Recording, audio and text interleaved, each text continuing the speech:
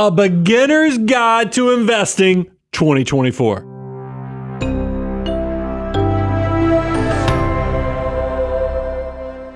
Brian, I am so excited about this because this is the starting point. So many people ask us, okay, where do I start? How do I know the fundamentals? How do I know the basics when it comes to building towards financial independence?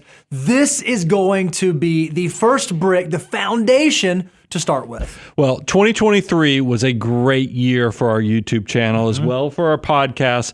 And what I think a lot of people are shocked to find out is that about half of our audience aren't subscribers. A lot of you are always coming in the doors. We're now reaching millions of you each month. And I just want to make sure, hey, for those that are brand new to the journey, maybe this is the Brian and Bo of yonder year, where do you start? And that's where we want to kind of plant those seeds, put a little topsoil on top of it, and then let's see what sprouts. So let's start at the very beginning. Let's answer the question, what is investing? Investing is this idea that I am going to take some of my dollars today and I'm going to put them somewhere or buy something that will likely be worth more later. And there are tons of ways to do this. You can invest in real estate, you can invest in businesses, or one of the things that we love to talk about is investing in the stock market, investing in financial markets where you can trade a little bit of your earnings, a little bit of your wages, a little bit of the money that you generate today, and you can have that money grow for you through time into the future. You just said it. When you start out, you are trading your time through wages to create margin or money that can be invested. And that leads to the next point. Why should you invest? And the big driving factor is you don't want to have to work with your brain, your hands, and your back for your entire life. It would be nice if you could have something else that replaces your labor and lets you spend time on your terms. And that's exactly what investing is going to do for you. Now, it's worthwhile to make a quick differentiator because a lot of people use these words interchangeably, and we too even kind of do it. There is a difference in saving versus investing. When we talk about saving, that's someone just making the decision, I'm not going to spend some money today. I'm going to live on less than I make, and that less than I make, that margin I save.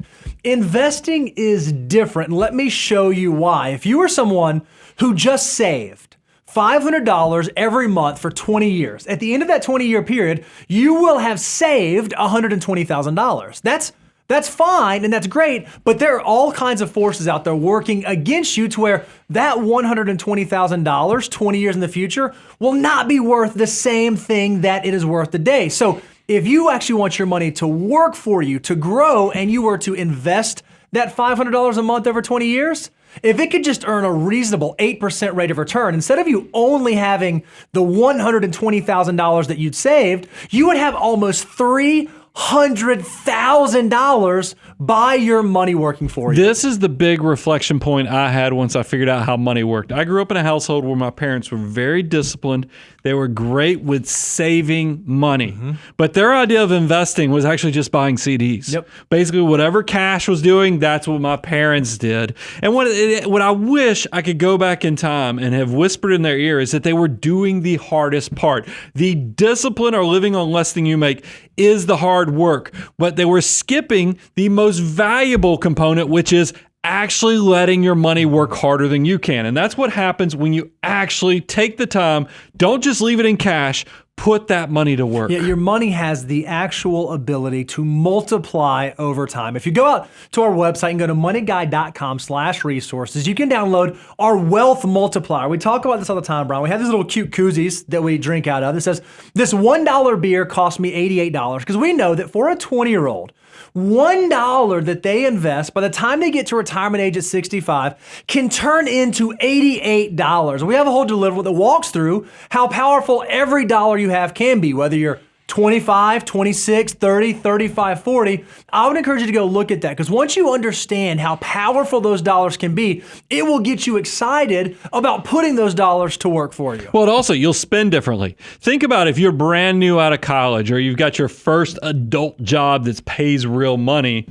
Instead of thinking about the car payment, because the average car payment now is over $700 a month, you'll be thinking about, hey, that one decision of maybe not getting as nice of a car with a lot less car payment or even paying cash for that vehicle will actually turn me into a multi-millionaire by the time I reach retirement.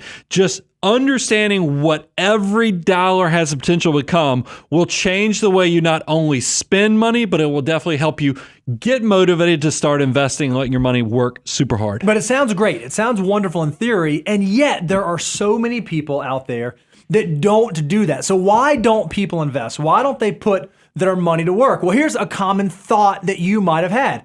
Hey, I'm scared I'm gonna lose all my money. It feels like gambling. How many times have you heard, Brian, someone say, investing is just like gambling, it's like going to Vegas? Well, I try to remind people, look, some of the things you see out there on social media, they probably do feel like gambling, and that's because that is speculating. When you see stuff with crazy volatility that's no different than are you betting on black, are you betting on red on the roulette wheel, that is gambling. But if you're investing, there's a very high likelihood, especially if you give it long enough, that you will be successful, especially if you're just buying an economic expansion, the growth of the economy. Those things happen because they're tied into the human nature and desire to innovate. And here's what's so interesting. We have this illustration that we show, and if you look at this, each one of these years represents a portfolio performance of just a 60-40 portfolio. We'll talk more about what that means in a moment. But what you can see is every year this shows how that portfolio would have performed. And you can see that all the way back to 1953, it seems like no rhyme or reason. Some years it'll make 12% and some years it'll lose 3%. It'll make 20% and then it'll make 3%. And there's not really a lot of rhyme, reason, or order when you just look at investment returns on a year over year basis. Now, I've heard about studies where they take monkeys. And I don't know if surely they're not giving monkeys darts. So I don't know, maybe they're throwing poop. I don't know what they're doing, but they essentially choose stocks and they have outperformed all these professional managers and stuff. And I can see how those type of studies could work. If you look at, on this one, we're showing annual performance and it does look like a scatter plot. And if I was thinking about a monkey throwing poop, I would be like, this is exactly what it would look like. But that's not what investing is. Investing is not a 1 year. You choose it, and at the end of the year, you hope, did we make money or did we lose money? Investing is something where you're actually walking away from what those dollars are doing for at least 7 to 10 years. And why do we say time is so important? Is because when you zoom out, when in doubt, zoom out, you can see if you stay invested for 10 years, instead of it now looking like a scattergram or somebody just randomly put dots all over the place, you can see we are very honed in on that 9% annual rate of return. It's an ebb and a flow based upon economic cycles, but it's all hanging very close to that historical average. It's pretty amazing. Yeah, it's wild. In the short term, it looks absolutely sporadic, but over the long term, it starts to have some rhyme and reason. And what we'd say is if you have a long-term time horizon, then it's not going to feel like gambling. It's not going to feel like you're all over the place. But maybe that's not what you get caught up on. Maybe you say something like, okay, well, the market is about to crash. Shouldn't I wait? Well, the unfortunate truth is nobody knows what's going to happen in the market over the long term. But here's what we do know. Every decade, there are about 2 downturns. And more often than not, the markets are moving in an upward direction, and more often than not, the upward movements are much longer and last for much longer than the downward movement. So more money is lost in the market trying to avoid the next downturn than just participating in the next downturn. If you think the market is high now and you're waiting for a crash and you think that might happen, wait till you see where the market is 10, 15, 20 years from now, and you'll recognize it really wasn't that frightening. Time in the market is so much more important. It's greater than timing the market. And I just want to give you guys a visual. If you think about investing, it's the yo-yo, a person walking down the street with a yo-yo going up and down. That's the daily actions of the financial markets. But you're slowly walking up a hilltop. If you think about somebody walking up a mountain or a hill with that yo-yo, yes, in the short term, they're going up and down, but every mile that they cross, they're going to a higher and higher elevation. That's exactly what's going on with the market. So don't worry about the daily ups, the downs. Is there going to be a crash today? Is there going to be a boom tomorrow? Don't worry about it. Just always be buying. Maybe you say something like this: hey, I don't have enough money. I'm too broke. What's beautiful is if you have a lot of time, it does not require a lot of money. So even if you're someone young and you're just starting out and all you can save is $20 a month, we've already told you that $1 can turn into $88. Well, then you can figure out what can $100 turn into or $1,000 turn into if you have enough time. So don't let the thinking that I don't have enough be something that prevents you from starting to invest. Look, when I first started out, you had to have like $100, $200 just to go meet minimum quantities.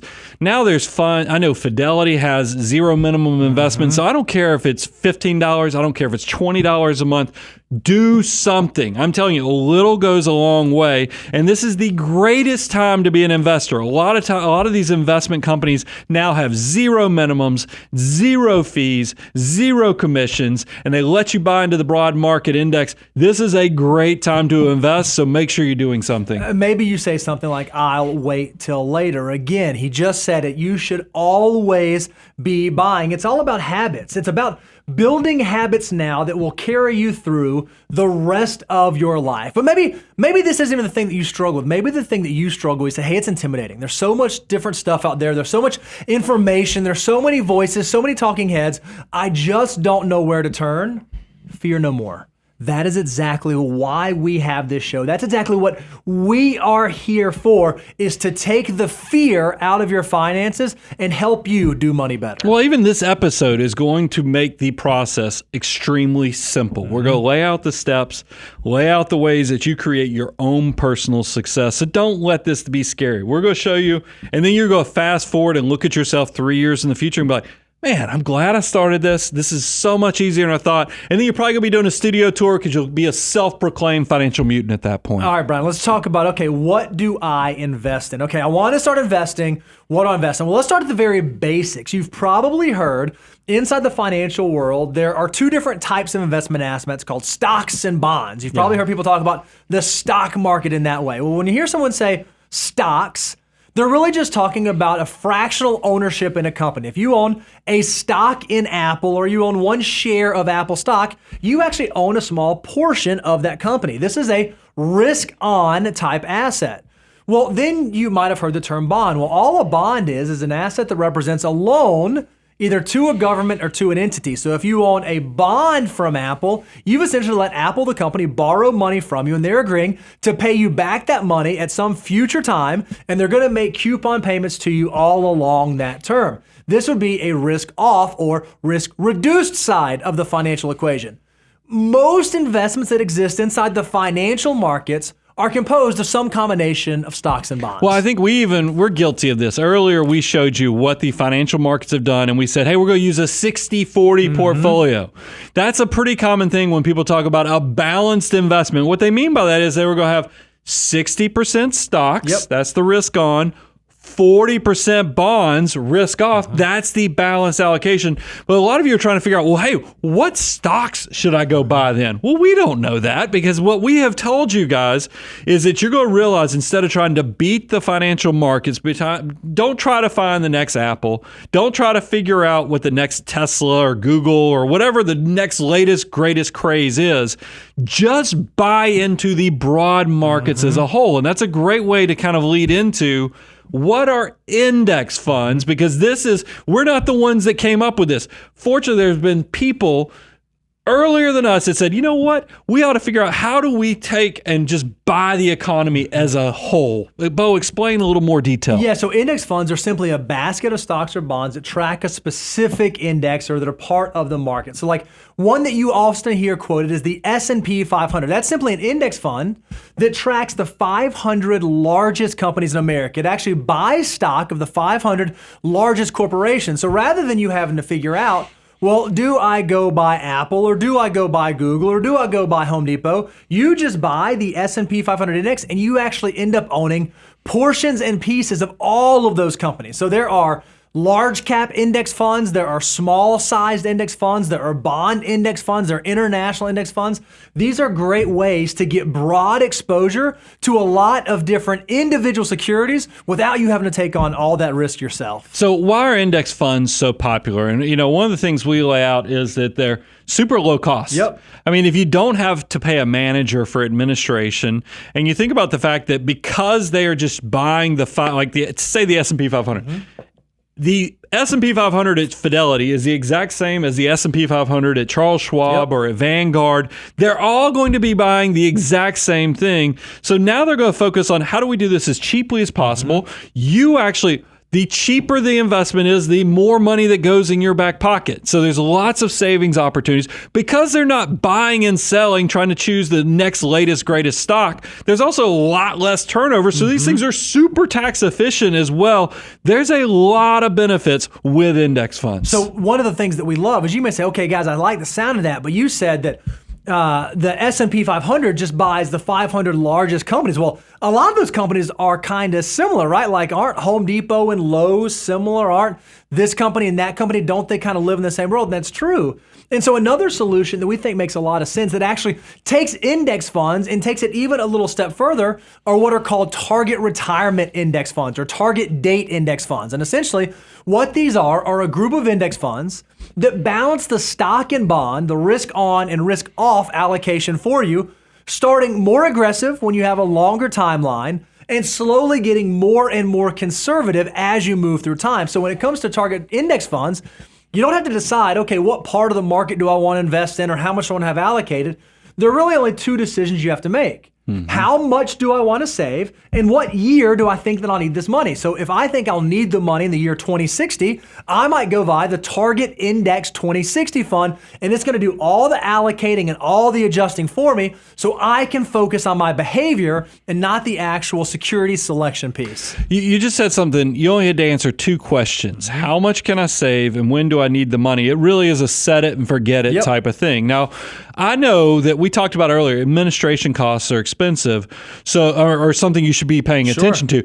There's a reason you said index target retirement funds, because there are managed target retirement funds that are substantially more expensive, but we're focusing on primarily the index. The solution that these funds provide is that they do allow you to be super aggressive while you're young, but as you approach retirement, they get more and more conservative. That whole glide path, which is a term that you hear, that's why we like it. This is really an all-in-one type solution. But Bo, I know there's going to be people that say, well, wait a minute. I've heard that if you do index target retirement funds, that those things are way too conservative when you're young. Yeah, so we hear that all the time. Hey, if I'm young, won't this be too conservative? Why should I have any sort of fixed income, any sort of bond exposure? Well, if you're young and you choose the right target retirement index fund and you pick the date correctly, and you pick a date that might be 20, 30, even 40 years out in the future, what's going to happen is that your natural allocation is going to be more risk on. You're going to have more in the stock bucket than you are in the bond bucket. And here are just a few examples. These are three of the largest providers. We have Fidelity's Freedom Index 2065 fund, Schwab's Target Index 2065 fund, and Vanguard's Target Index 2065 fund. And what you can see, they are all 90, 10, 95, 5. That's 90% aggressive, 90% risk on, only about 5 to 10% conservative assets. So even if you are a young person, you're buying one of these target retirement funds, the vast majority of your exposure is going to be on the risk on aggressive side of the equation, which is exactly where you want to be when you're young. Well, also, I would draw attention. Look, even though you're buying a passive strategy, you can still take an active role in the decision. Yeah. So if you're trying to figure out, hey, where do I want to start my decision? If you are a person that says, hey, I think that I just don't want something too conservative too early, go do the due diligence and the research. And you can see, if I was one of those people that struggled with that, I'd probably lean more towards Schwab, because I'd say, oh man, only 4% of their assets or their investment is actually being conservative stuff. It looks like, man, 96% of their money is going to be in growth-oriented funds. That seems to be in line with what my fear was, and maximizes the opportunity. Let's go there. So even though you're buying into passive strategies by just buying index funds, there's nothing wrong with doing a little extra research, finding the provider that kind of aligns to your ultimate goals and desires. And so then the next question you might ask is, okay, well, what if I just want to invest in the S&P 500? Or I've even heard people say there are total market indexes that buy large companies and mid-sized companies and small companies. Might that be a solution that makes sense? And I would argue that at the beginning of your journey, very early on, that'll probably be okay. If you're just buying the S&P 500, if you're just buying some other index, that'll probably be okay. But as your dollars get bigger and as you start to build a larger portfolio, you're going to need to think about not just having that single exposure to that asset class. You are going to want to think about how do I move from just getting wealthy to actually staying wealthy and making sure I have a portfolio that actually matches my unique risk tolerance, time horizon, account structure, and the other things that are unique and specific to me. So while an S&P 500 might not be a bad place to start, or an index fund might not be a bad place to start, as you start to hit that critical mass, or as you start to move towards escape velocity, we think having diversification side of a portfolio makes a lot of sense. Now, you just talked about index funds, but I know this gets even a little bit more complex in the fact that when we talk about index funds, there's really two ways you can go with this.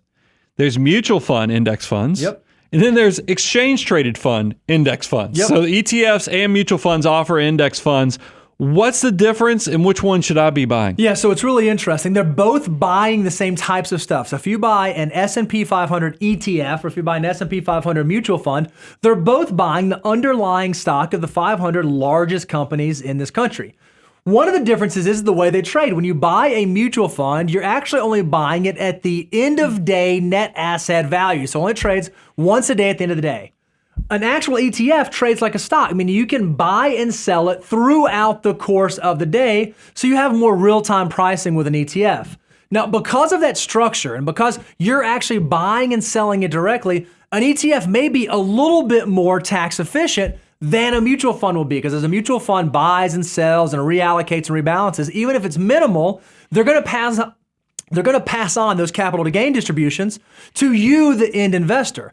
As to which one makes sense for you, I would argue, I think it's kind of half of one, 6 of one, half a dozen the other. Well, I will say, now this is changing, but historically, mutual funds still have more automated funding options than like ETFs. Automatic purchases. Yeah, if you want to be setting up monthly purchases or if you want to set the dollar amount. Now, like I said, ETFs are innovating constantly and a lot of these shortcomings are being innovated out of concern. But in the past, and even probably currently, mutual funds do automate the process easier. And it's another thing, you kind of alluded to this. If the last 2 years have been really frothy from a performance standpoint, the mutual fund's probably going to have some embedded capital gains that will be distributed at some point, whereas the ETFs don't have that risk. However, if we just came through a horrible financial market like 2008, I know that's a ways back, or how about 2022? Then you might, if you're buying in 2023, there's a chance that mutual fund actually has some embedded losses that it's carrying forward. And so the mutual fund would actually become more tax efficient than the ETF just because there's some embedded capital losses. I'm getting into the weeds and we're supposed to be talking about general, but it is one of those things where I think you're not going to go wrong with either one. So I guess I went around the corner to say the exact same thing as you, is that both of these tools are going to be good. It's just a matter of which one is going to lead to you taking action tomorrow or today. I know we went like in the weeds and it got a little deep, but I think it's important to kind of pull up because we've talked about like ETFs and mutual funds and stocks and bonds. At the end of the day, though, when you are just starting out, don't overthink this. Don't overcomplicate it. Don't allow yourself to suffer from analysis paralysis, because early on in your wealth building journey, your savings rate is exponentially more important than your rate of return, meaning you making the decision to save X% of your income is going to matter so much more than the percentage that your investments are making. And if you don't believe us, we actually ran the math out on this. We said, let's look at 2 different investors, both with a 10-year time horizon, both with a $70,000 annual income. One of them says, you know what, I'm going to have a 20% savings rate, and I'm just going to buy an index, and I think I'm going to make 10% over that 10-year period, 10% annualized over that 10-year period. Well, another investor says, you know what, I'm good. I got the markets figured out. I can over-research it. I can do it. So I'm not going to save as much. I'm only going to save 10% of my wages, but I'm going to double the rate of return. I'll make 20% every single year for 10 years. Who do you think comes out on top? Well, we know the rest of the answer is that the saver does better. But I want to draw a little color on this because we even talked about this in the content meeting. If you're actually doing an apples to apples comparison, what can you control? And you can control savings rate. What you can't control is what is the rate of return that you're going to get each year. So we wanted to show how unrealistic, or I should say, how important your savings rate is because you can set up a 20% savings rate, and it's probably somewhat historically accurate to think long-term, especially if you're young enough, 10% is doable. What is insane, and this is more of what social media tries to tell you, is, hey, don't worry about the savings rate. You can do half as much. You can do 10% because you can get a crazy good rate of return of like 20%, but that's unrealistic. We have, you picked on me. You were like, Brian, why in the world are you showing them? Nobody gets 20% for 10 years in a row. It's a very unrealistic expectation. And I was like, but that's what makes the point, is because look at this. The thing that is more realistic, the savings rate being higher with a more reasonable 10% average rate of return, actually made more money than the unrealistic. So get the behavior right, and I think you'll find that the money will follow. So don't hyper-focus on, hey, do I have to go buy this perfect growth stock? Do I have to make sure I get this allocation right? Just get the money in the account and then always be buying. That's where success lies. All right, Brian. So you're out there listening to this, and you're saying, okay, guys, I'm in. I'm sold. I want to do this. What about the blocking and tackling? How do I actually do this? Where do I actually invest? Well, if you think about your banking circumstance, just like you have checking accounts and savings accounts, they are held at an institution, and you can hold your accounts at an institution. And we love using custodians like Fidelity, it's a low-cost provider, like Charles Schwab, it's a low-cost provider, like Vanguard, it's a low-cost provider, where you can use one of these large companies to go open up a specific type of investment account that you can start utilizing and you can start investing in. Now, there are other companies out there, and they do tons of marketing, tons of advertising, like Robinhood or Acorns or Webull, and you've seen or heard people investing through there. And while there's not anything inherently wrong with that, you just need to recognize those types of companies, those types of institutions are different than the large custodians, like the Fidelity, like the Vanguard, like the Charles Schwab. So I would think through, when I go to open my first investment account, when I go to start investing, who do I want to use? Who do I want to utilize? That's going to be the place where I can know that when I open the account, it's going to be easy, it's going to be seamless, and I can get my dollars working for me into the future. Well, and I do know some of these newcomers have some creative things they're doing, like even matching funds. Sure, I know Robinhood does some matching funds, but do be aware that there was, during some of the meme stock trading stuff that went on, some of these smaller upstarts had some growing pains from the meme stocks. Not that you're even investing in that type of stuff, but I'm just telling you, it just shows how these companies that are doing innovative stuff, sometimes they're still figuring it out. And that's why when you named off the three providers, we don't get anything from Schwab, Fidelity, or Vanguard. It's just they're more of the standards out there in the marketplace, but they're also not doing some of those creative things like the matching funds. So just be aware, do your research, and choose the one that's low cost, easy access, and maybe even look at which one is going to give you the dashboard, like the better app and those type of things. I just want to make sure that you're consistent and always be buying, and this habit, this good habit becoming super easy is what sticks and creates your future success. Okay, so you picked a provider. Now you got to decide, okay, what kind of account to open? I want to start investing, but what are the accounts that I need to know about and what might make sense for me? Well, the very first one, especially for young people, that we would encourage you to start thinking about, or at least to be familiar with, is a Roth IRA. I would argue this is probably one of our favorite accounts to save for future retirement dollars. Well, yeah, because this is gross tax-free. That's right. I mean, it's one of those things where we all know death and taxes are pretty much guarantees. So then this product comes, or this account type comes along that says, hey, no, we're going to let you put money into this account and it grows completely tax-free. So when I talk about $1 for a 20-year-old has the potential to become $88 at retirement, This is talking about you never paying taxes on those $87.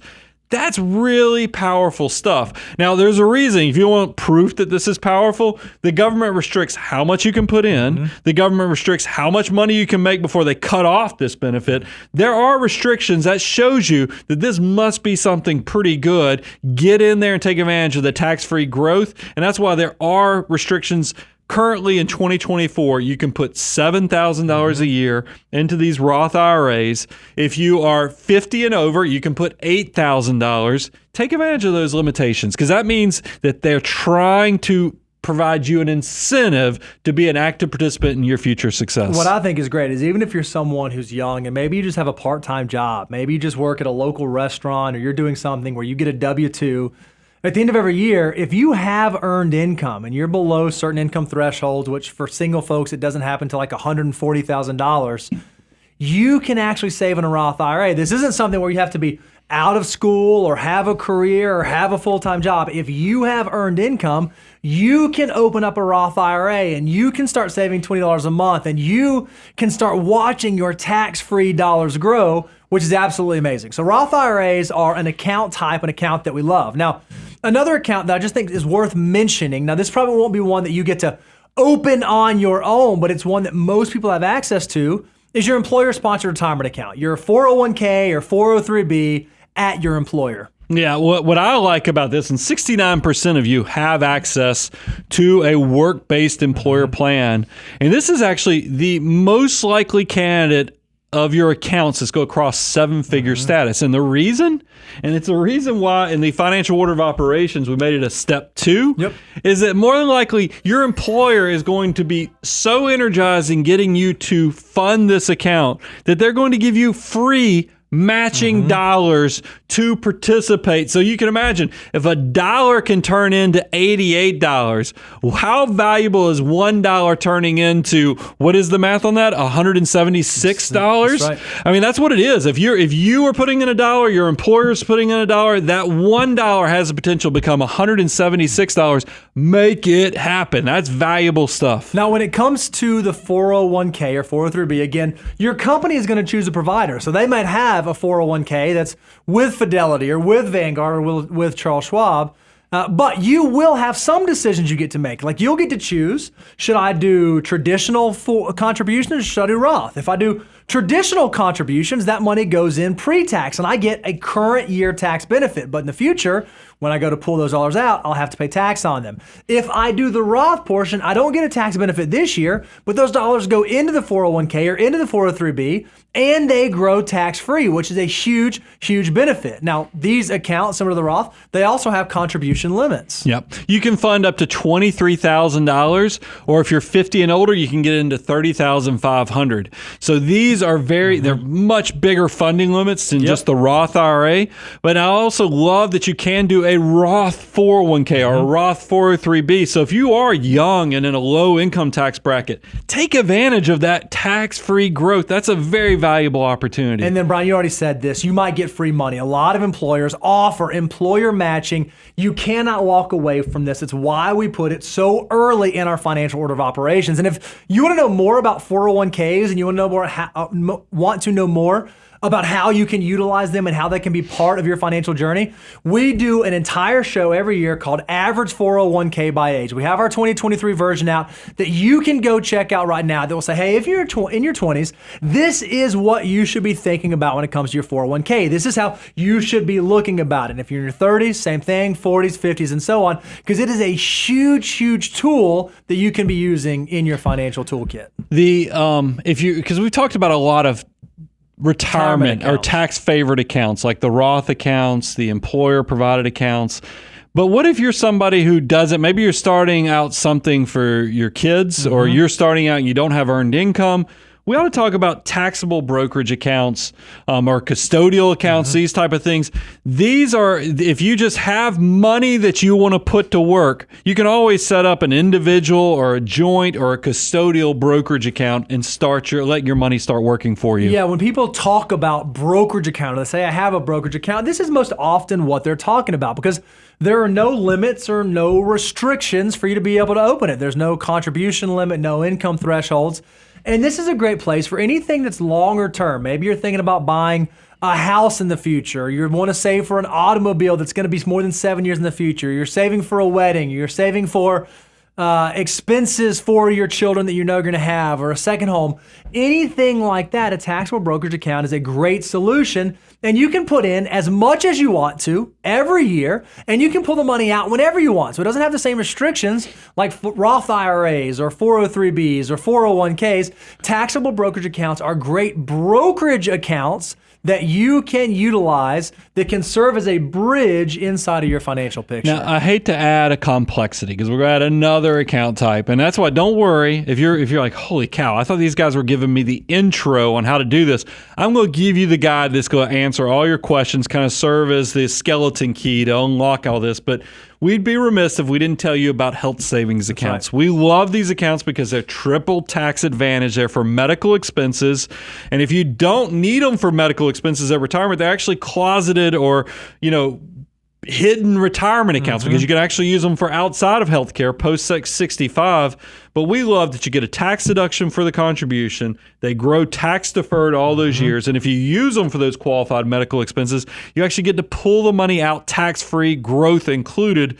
But they do require you to have a high deductible health insurance plan. So this is not for everyone. You do have to have those health insurance plans that require you to kind of fund a little bit more, have skin in the game on the front part of the process, and the government incentivize all these tax savings if you are setting up those health savings accounts. And these could be provided by your employer. Your employer may make it available where you can have access to HSA, but even if your employer doesn't and they don't have an HSA that you can open with them, if you are subject to a high deductible plan, you can go open this up on your own. And a lot of big providers like Fidelity now make these accounts available. And what's great is they have contribution limits as well, but they're pretty big. For single folks, this year you can do up to $4,150, and for families you can do up to $8,300 into these accounts. So if you're a family and you're thinking about $8,300, that is $8,300 that is triple tax advantage. So make sure you understand if you have access to this account, it might make sense. Now, Brian, here's the question. We just went through all these accounts. We went through the retirement accounts, the Roths, the 401ks, the taxable HSA. It's a plethora. How do I know what and when and how to choose what type of account? Well, and I think it's important because when we talked about Roth, we talked about employer provided. You can buy index funds in those. You can buy index target retirement funds and all of those different account structures. So the account is really just the vehicle that holds the structure. So you're trying to figure out, when do I do which one first? Where does it fall? And that's why we do have the financial order of operations. If you go to moneyguy.com/resources, you can download your free copy. And this is going to walk you through each of the 9 steps. So hey, look, like step number 1, let's get my highest deductible covered. That way I can keep my financial life out of the ditch. Then, hey, I heard Brian and Bo talking about the add dollar when your employer puts another dollar on top of it. Man, we just guaranteed the performance and turbocharge the performance. Let's get in and get that free money. Then let's avoid high interest debt. Right now, credit cards are charging somewhere between 25 and 30% interest. You're never going to get ahead if you're paying 25 and 30%. So we've got to pay it off. Emergency reserves. This is just going back to getting more emergency reserves, 3 to 6 months. Let's lean towards that. But then look where we are. After you get those emergency reserves, we're off to the races. There's where your Roth IRA, that's where your health savings account, those tax-free growth opportunities. Then we go over to max out retirement with step 6. That's where we're going to lean into all those tax-favored investments, including your employer plan. And then step 7, this is when we're starting to think about, hey, maybe we got to start thinking about how we're actually going to pull this money out in the future, the 3-bucket strategy and other things. And then when you get to step 8, now we can think about the kids. We can think about investing in rental property. We can think about abundance goals. Maybe this is when we buy the nicer car. And then, of course, step 9 is this is when we're going to pay off that low interest mortgage and be completely debt free as we enter financial independence. If you want to know more about this, if you want to download your free copy, you can go to moneyguy.com/resource. Or if you want to do a deep dive into the financial order of operations to understand the hows and whys behind those 9 steps, you can go to learn.moneyguy.com to learn all about it. So, all right, we've come this far. Now let's talk about actual blocking and tackling. How do I do this? Okay, I'm in. I want to do it. We want to actually walk you through step by step how you can right now, today, in this moment, get this going. So we're going to use Fidelity as our example. Now, again, this is not an endorsement for Fidelity. We're not sponsored by Fidelity. We're just using them because they're one of the largest providers. So the very first thing you want to do, if you go to fidelity.com, you can just click open an account to get started. It is that easy right there on the front page. Fidelity.com, open an account. Then you're going to click what type of account that you want to open. In our example here, let's say that you want to open a Roth IRA. So you can see the different IRA options right there. You're going to click open a Roth IRA. Pretty straightforward, pretty simple. Next, it's going to ask, hey, are you new to Fidelity? Like, do you have other Fidelity accounts? Because maybe if I already have a 401k at Fidelity, then I've already got a login. I've already got access. But if you're new to Fidelity, select no right here and click next. Well, when you get to this next screen, this is where it's going to ask for all your personal information. Name, date of birth, social security, address, all of the stuff that you're going to need to get the account opened. Once you get through this and click next, boom, you have opened a Roth IRA. It is literally that easy. It can be done in 10 minutes, but opening the account is only half the battle. Yeah, you haven't actually invested yet. You haven't actually done anything yet. So the next step is once you get the account opened, then you have to link your bank account because you have to have some way to get money into the account. Now, obviously, you could write a check and you could send it to Fidelity, but what's going to be easy, because we want you to always be buying, we want you to set up a systematic savings plan, is we're going to argue, why don't you set up your checking account to link to it? So you might need your routing number, your account number, they might do some small transactions to verify, and then you can link your checking account to your Roth IRA, and you can set up an automatic contribution that every month, maybe it's $20, maybe it's $100, maybe it's $200, every single month, you're going to have money flow into your Roth IRA that you won't have to think about. You can set it and forget it. But we still haven't finished the drill. We're almost there. We've got the account opened. We've linked the account. We have money moving into the account, but there is a final step. Yeah, a lot of people, I think they get excited. They go fund the account. They maybe watch our show. They go do it. They transfer the money in and they think, oh, great, I did it. I'm done. But if you didn't actually go either invest the money or set up the automated process to invest the money, it might just be literally sitting in cash. Now, look, currently right now, that might be paying you 4 to 5%, but that's not the same as buying into the S&P 500 or a low-cost index target retirement fund. Don't forget to actually set up the process to invest the dollars. We love that it's this easy. It's not hard to get started. And what I would encourage you, if you're somebody starting out, just start somewhere. Maybe it's $20 a month, maybe it's $100 a month. And if you can build that habit and you can start doing this and you can start getting your money working for you, you'll become addicted to it. And we say all the time that our goal for you is we want you to be saving 25% of your gross income for the future. You may just start at $100 today, but the goal is to get to 25%. And the reason why we say that is that if you can start saving 25%, you can take control of your financial future. We actually have a free download at moneyguide.com/resources that will show at different ages, if you just start saving 25%, how much of your income will you be able to replace when you get to retirement? In other words, when will you be able to become financially independent?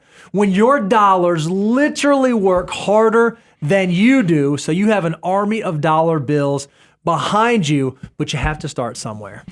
You said addicted, and I'm like, wait a minute. I've never heard anybody talking about support groups for people who are addicted to saving and building money. So he must have made that up. Do you know why you don't hear about any support groups for that? It's because these are the empire builders. This is the people. There are no support groups to it because these are the people that are building wealth, the financial mutants that hang out with us every week. Guys, get excited about this. I remember, and let me go ahead and walk you through the process if you're brand new. The first few years are going to feel hard because you're going to be putting the money in. As we heard, the savings rate is even more powerful than even the rate of return. And that could actually be somewhat frustrating too, especially if we have any periods of volatility in the stock market. But don't stop. Just keep driving through the process. Keep doing it because your biggest goal and where you can tell you've reached success is if you can get to your first $600,000. That might take 6, 7, 8 years, but I'm telling you, the second $100,000 is going to happen about half as fast. The next $100,000 is going to be even faster, and this thing is going to start picking up more and more escape velocity because you've reached now the critical mass where this money is growing upon itself. Do something today. We get so excited about watching people's lives get changed because they realize their money really can work harder than they can with their back, their brains, or their hands. And this is why we always say wasting time can be more expensive than wasting money. So go do something today. What small decision are you going to make today to build your much great, big, beautiful tomorrow? I'm your host, Brian Preston, Bo Hansen, Money Guy Team, out.